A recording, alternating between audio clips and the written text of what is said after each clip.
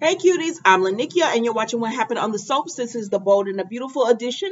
Today is Monday, July the 11th, 2022. All right, y'all, on a scale of 1 to 10, you already know how we do. I'm going to give this a 7. It was probably a 6, but I was liking the chemistry between Taylor and Deacon, so I'm going to give it a 7. Speaking of Taylor and Deacon, let's just get it started. Okay, so Taylor is asking him about Sheila. Have you heard from her? Has she done anything? I know y'all were friends, and he says, listen, Sheila and I were friends or whatever, but she crossed the line for me. So he was like, no, I haven't heard from her. And if I did, I would let you know and everything. And he says, Taylor, if it's hard to be here, I could go talk to you somewhere else or whatever. And she says, no, it is hard being here where Sheila shot my daughter, killed my son-in-law and everything. She said, so yeah, it's hard. And so she and Deacon, but she stays and she and Deacon talk. And he just pretty much tells her that, he's sorry for everything she's going through and he can't believe Sheila is, on the loose and everything. And, and so they're just supporting each other through this. And then she tells him, well, so he starts talking about Ridge and he says, that's not my favorite person or whatever. And he says, and I can't even go over to Hope's to see, Hope and my grandchild because Brooke has barred me from the property in her effort to get Ridge back. So she says, well, you're going to hear about this anyway. So Taylor goes ahead and tells Deacon that Ridge is living back with Brooke. And she says it's because Brooke hurt her ankle and everything. And Deacon said, well, I guess that's a reason to go back home. And she said, I said the same thing. And, so I'm confused on this because I could have sworn that he was moving back home because he wanted to be with Brooke. But now the way Taylor said it and the way Ridge said it, it's like he moved back home because Brooke is injured and he wants to help her. But I said, okay, we'll talk about that later when we get to Brooke and Ridge. So that's how she said it. But she said, but they're married. They're going to be, we knew it was going to be together. And Deacon said, it sucks, that's how it played out for you and me. Because he, was thinking he was going to have at least a shot to try to win Brooke back over. And of course, he knows how much Taylor cares for Ridge. And she says, yes, but he also tells Taylor, but we saw this coming. And she said, you know what, if I'm being 100% honest, she said, yeah, I saw it. I saw it coming in art and everything. And he just says, we deserve to be with people who want to be with us, Well, we all been saying you need to be with somebody who actually wants to be with you, not someone who uses you as a placeholder while they can't be with the person they're with. He's like, yes, he did leave Brooke. And she said he did. And he said, so that's something maybe down the road. And she said, no. Listen, Brooke and Ridge are always going to be together. Yes, Taylor, get it through your head, mama. Because, I like Taylor, and I'm sick of her just pining away, waiting on Ridge to do something. Find somebody else. Do I want it to be Deacon? No, y'all do have chemistry. And Deacon is not a bad-looking guy. Even when he was on General Hospital, I always thought he was a handsome guy. So he's not a bad-looking guy, and Young Larissa's too. He's not a bad-looking guy or anything. He doesn't have it together right now. He said one of the reasons that it's hard for him to see Hope because everybody is like, and I do agree with y'all on this. One of the reasons it's hard for him to see Hope is that he doesn't have his own place right now. So he was going to Hope's, and y'all know how it is. Yes, they could see each other out in town and everything, but it's so much more convenient when you can go to someone's home and visit. You could be more relaxed there, and he could stay a little longer there and everything. And that's how he was getting to see the people. He was over there getting to see Hope and his grandchild and everything. And so now he does not have that option because, Hope barred him from the property. So he's just like, it's going to make this harder for me. And I do agree with that. If Hope is really that concerned about it, she could move. I mean, you and Liam, it's not y'all have the means to move somewhere else. Do it. Like I don't understand. Like why are you not moving? Like why do you continue to stay on that property?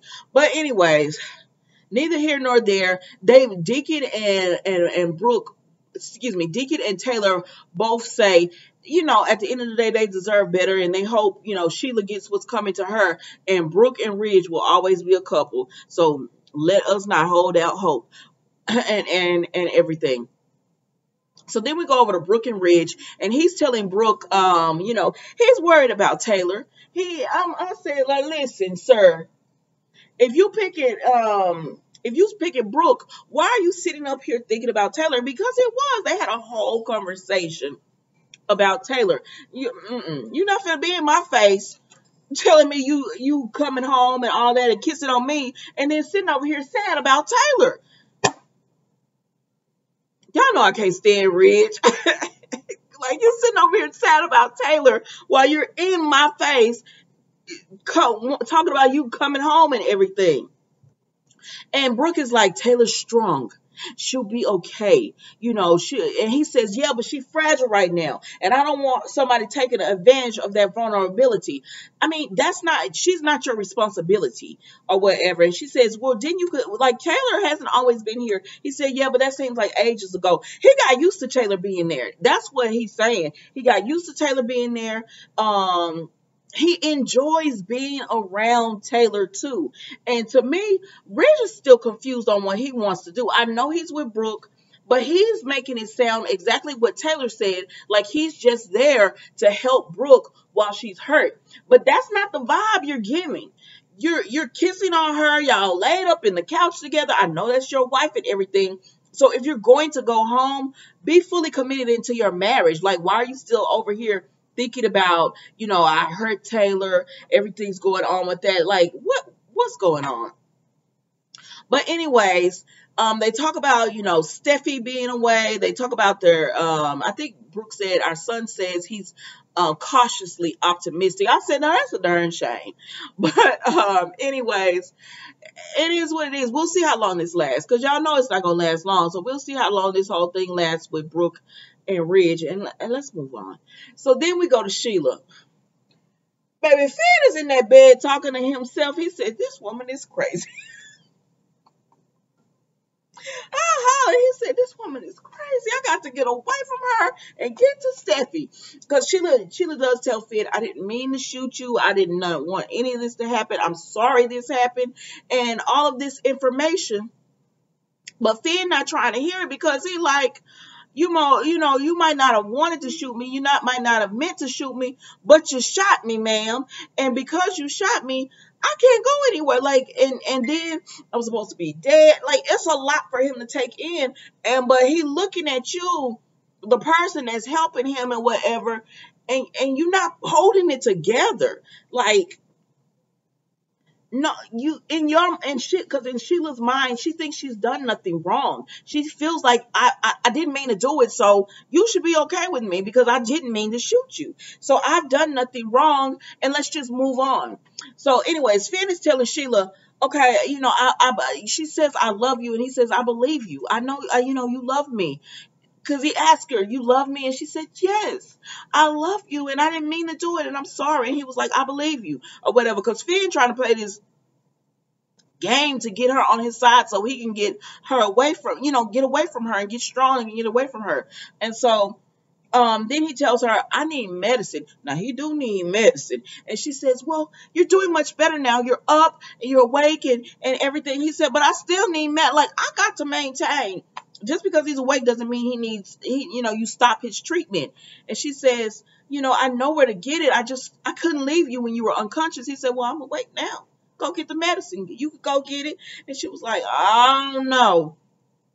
And I said, Finn, that look in Sheila's eyes saying she thinking about what Lee did and how she didn't trust Lee, but she did it anyways. Please. Please, you're not strong enough to run from Sheila right now.